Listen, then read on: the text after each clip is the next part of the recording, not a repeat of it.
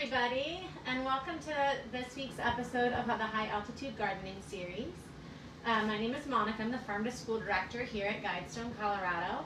And today we are here in the kitchen, partly because it's windy outside, and partly because we want to talk about that step in gardening that is probably my favorite and many of your favorite as well, which is having all that produce that you spent all this time raising and using it and keeping it fresh in particular. So I know that a lot of times we have all this produce either that we grew ourselves or maybe we got from the farmer's market or the CSA, and we want to make sure that we use it in time before and also make sure that it holds as well as long as it can and is as fresh as it can be. So there are different sort of setups for different kinds of produce. So for roots, I'm going to start, so I'll talk about roots, greens, herbs, some storage crops that have to be cured, and about some fruiting crops and sort of what we do differently for each of them. So I'll start with roots. When we bring food in from the farm, the first thing we do with the roots is we wash it. And part of that is really to get some of that like dirt and soil off of it. But really the most important piece of it is that we're usually harvesting during getting close to the middle of the day, and so it's hot. And so the biggest part of us putting things into water is to take the field heat off of them. If we can drop that temperature down really quickly, that helps. And we also want to make sure that they don't lose too much liquid, because that's what makes a root, like a carrot or a radish or a turnip, really nice and crisp, is that nice, like really lusciously full cells. So to take a step back, actually, the night before we harvest, we really try to make sure that we irrigate everything we're going to harvest. Out here in Colorado, it's dry enough that we irrigate everything on drip tape pretty much every day. But in when I farmed in wetter areas, it was on my schedule that like the night before I was going to harvest greens or roots, I would try and irrigate them to make sure that we're really plucking them when they are at their best. And that means that they're going to hold better because they're already really nice and moist and plump when you pick them. And so that's what we want to hold on to. So for roots, I want to separate the greens off of them. So if you are going to a farmer's market or a CSA where they're giving you the greens, a lot of times we do that because those greens are really good on their own as well, but they aren't necessarily the best to keep together. So we want to separate a radish off of the greens and store the radish or the carrot or the turnip or the kohlrabi, whatever the root is, separately in a bag in the crisper. If I have a nice washed, dried carrot that goes into my crisper in a plastic bag in October or November, I have often eaten those in February or March. They really will keep for a long time as long as they are kept fairly moist. If you are pulling out a root that is a little limp or a little squishy, you can often get back to about 80% of your crunchiness if you soak that root in ice water for a couple hours overnight. Sometimes I'll just leave a jar of water in my fridge and I'll just put different roots in it, and they will, if I let them get a little limp or soft, then they'll perk back up. Maybe not 100%. They're never going to be quite as fresh as they were like right when you plucked them, but it'll make a big difference.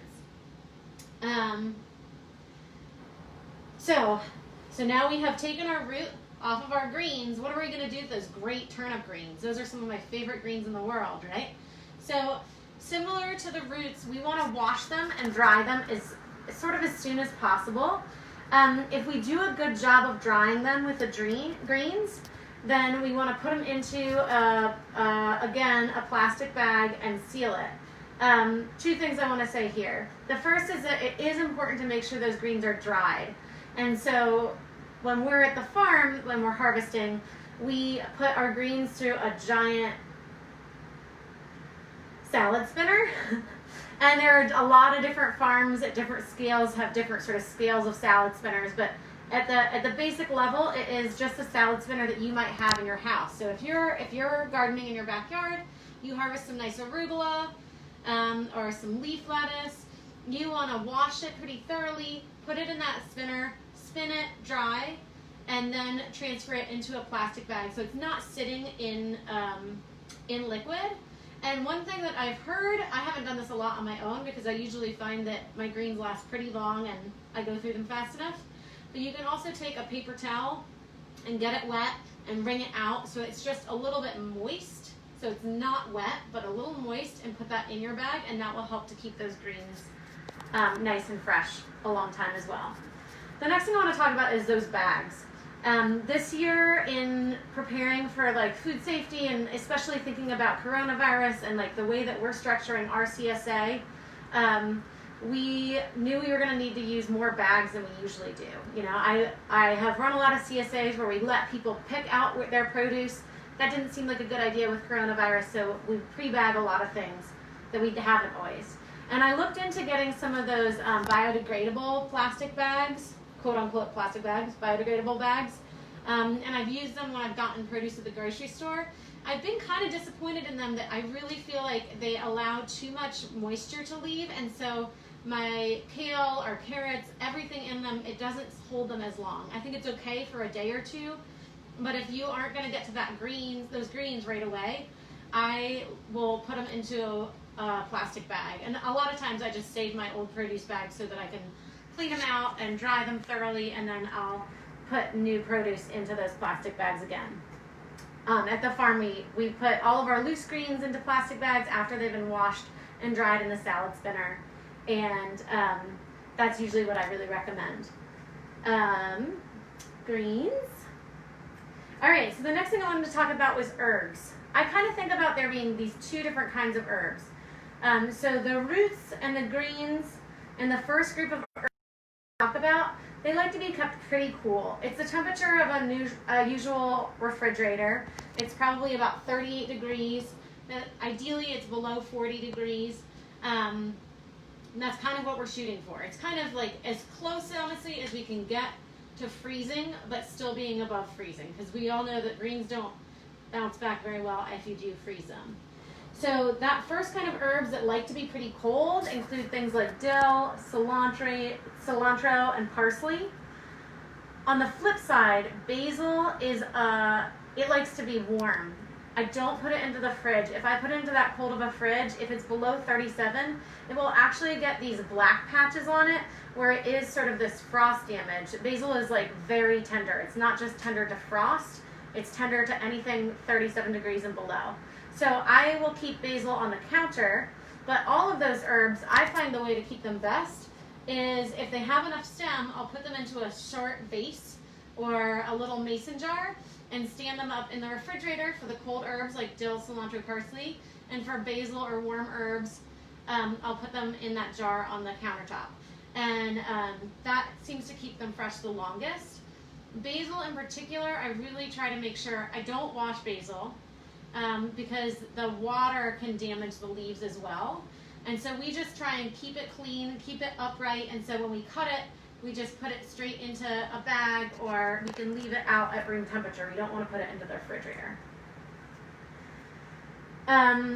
Of course, if you want to keep things longer with herbs, one of the nice ways to keep them longer is either to dry them. I have a dehydrator, but here in Colorado, it's pretty easy. If you just lay herbs out on the counter or like on a screen, you can make a very simple solar dehydrator, or just leave it somewhere where you have good airflow in your house, and things will dry out pretty well. Make sure that they're really quite dry before you package them if you are hoping to save them for a while. And when I say quite dry, I mean dry enough that they like are very brittle, and like if you touch them, they really crumple into pieces. The place where you run into like problems with mold is if there is still a little bit of moisture, then they can mold. But if you make sure that they're quite dry, that is great for dill and parsley and basil. Cilantro doesn't seem to hold its flavor as much when it's dry. I'm going to talk a little bit about some things that I like to keep warm and dry. So the first thing I'll talk about is tomatoes. Please, when you get nice heirloom tomatoes, please don't put them into the refrigerator. It makes them mealy. It makes me so sad. I mean, most tomatoes don't really get past my mouth when I'm like harvesting in my own garden, but please don't put them in the refrigerator. It really, I feel like it doesn't do good things for tomatoes. There's some things that you can cure, that you want to cure fairly warm and dry. So that would be winter squash, onions, and garlic. So winter squash would be everything from pumpkins to butternut squash to buttercup squash to acorn to delicata, all of those. You want to cure for a couple of weeks, ideally out of the sun, although I've definitely done it in greenhouses before with some shade cloth up. And what it does is it dries out the outside skin, so that outside skin gets really hard, impermeable feeling, like almost like a shell. And that means that there isn't going to be air going through it, and it's going to hold the everything that's on the inside of that squash really well. And so again, with like butternut squash, I have harvested them in August, and I've eaten them the next year in June. Pretty much when I start harvesting my butternut squash is when I know I had better check and make sure I've eaten all of last year's. In general, I usually find that delicata squash I have to use first, then acorn, then butternut. The same thing with pumpkins. If you cure it pretty well, you can hold them for a long time. Now, as soon as you start cutting into them to make a jack-o'-lantern, it's not going to hold as well. But you can hold it for a long time ahead of time. So if you are getting your pumpkins in your area in September and you keep it in a warm, dry place, then you should be able to hold on to it and carve it in late October, even if in our climate we can't hold them in the field until that long. Onions and garlic are another thing that we want to cure in a warm, dry area that's well ventilated. So a lot of times I will hang my garlic. Usually I hang it under a shed roof, so it's outside, so it's not all that warm at night, but it has good airflow. Onions I have laid out on tables in the greenhouse where they are covered, the tops of the onions, of one set of onions covers the next set of onions. The thing is, I'm trying to keep them out of direct sunlight, but also make sure that they have good airflow so that they are really fully drying. And just like winter squash, if you think about when you go get an onion at the store or garlic at the store, it has that papery outer coating. That helps to make sure that those onions and garlic last a whole year. I still have a few onions that are left from last year from the farm. Of course, what I have is the little tiny ones, but they still look good, and I've still been using them at my house, cooking here and there. Okay, a similar thing that we're just starting to grow here this year is sweet potatoes. Sweet potatoes, I sometimes the way I think about like curing things is to imagine what area they came from. So sweet potatoes are a really tropical crop, and so they like to cure really warm and moist, right? You just think about like a tropical rainforest. And so I usually cure them in a greenhouse or in a high tunnel where it's pretty warm. I want it to be like 80, 90, 100 degrees and pretty high humidity. I probably can't get it as high humidity as I want here, but that's what we're going to try. We'll probably put it into the dome greenhouse this year where we have the big water tank so that it helps to keep the air moister than most of our other locations at the farm. Yes. Okay, so then I'll talk a little bit about some things that we want to do if we want them as storage crops to be relatively cool and dry. So one of those is potatoes. Potatoes I like to try and keep around 50 degrees. You know, all of these, like what you have in your house is going to be a little bit different, and you're going to have to work with what you have. You know, I don't have a basement in my house, so I can't keep things as cool. But the potatoes I keep away from light for sure, and I keep them in a little closet that's under my stairs. And so that's the coolest spot in the house. It doesn't get any direct sunlight from any side, and it's nice and dark. And then the other thing about potatoes that's important is that we keep it away from other crops. So for example, when I had a homestead in New Hampshire, we grew a lot of potatoes and a lot of apples. But we had to keep them in separate areas, even though they both are pretty happy being like a little bit moist, like relatively dry, sort of medium moisture, and then relatively cool, around 50 degrees. But we wanted to keep them in separate places because apples give off ethylene. And ethylene encourages things to ripen. And when a potato ripens, it sprouts eyes and starts to sprout and grow, and then the rest of the potato gets all mushy and it's not as good.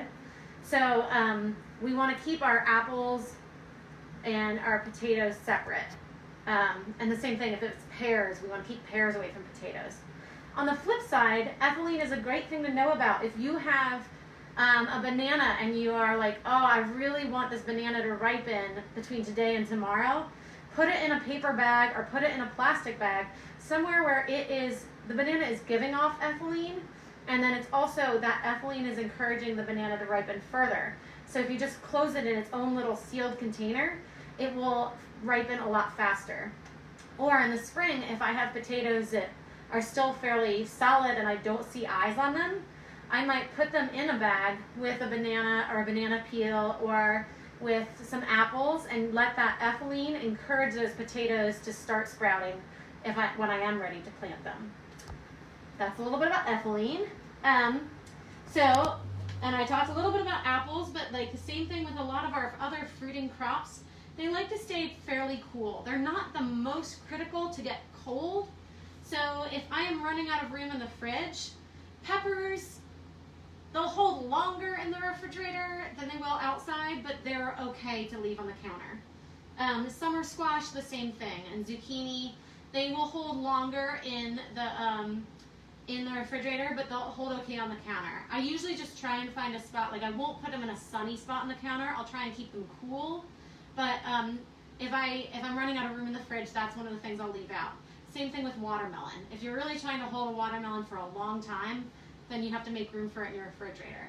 But if you're just gonna have it another day or two, it's fine on the counter. And then if you are looking for things that you want to hold for longer than like 2 weeks, so most of that will get most of those things through a couple weeks.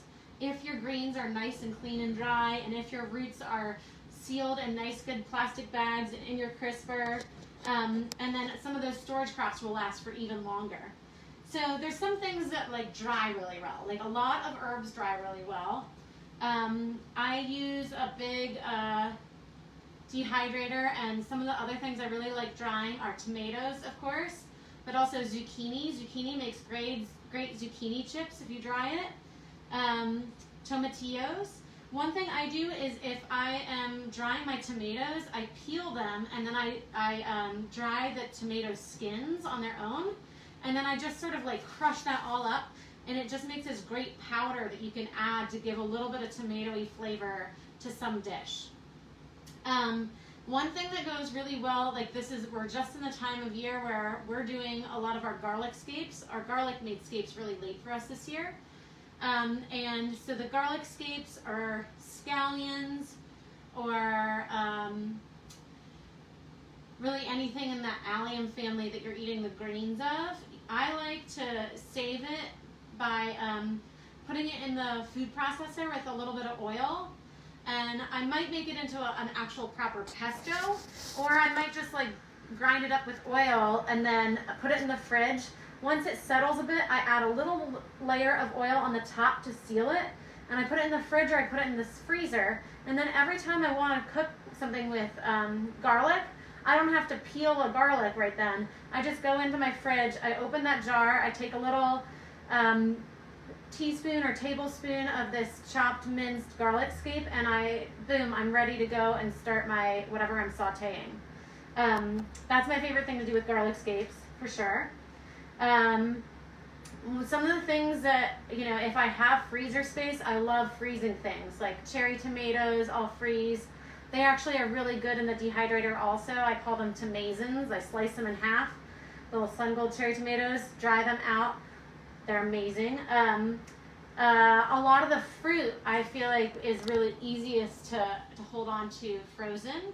A lot of greens, if you're in a point where you're just getting from your CSA or from your garden like more kale than you know what to do with, you can blanch it, so cook it briefly to a boil, and then shock it, so put it into cold water.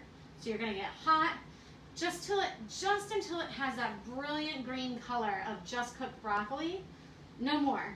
and then you shock it in cold water to stop it from cooking any further, and then you freeze it. And the nice thing about it is that then it takes up so much less space. If you think about what it's like when you cook kale or arugula, all of that, it takes out all that moisture, and those greens really collapse. And so when your freezer is full, that's a nice way to have fit more in there.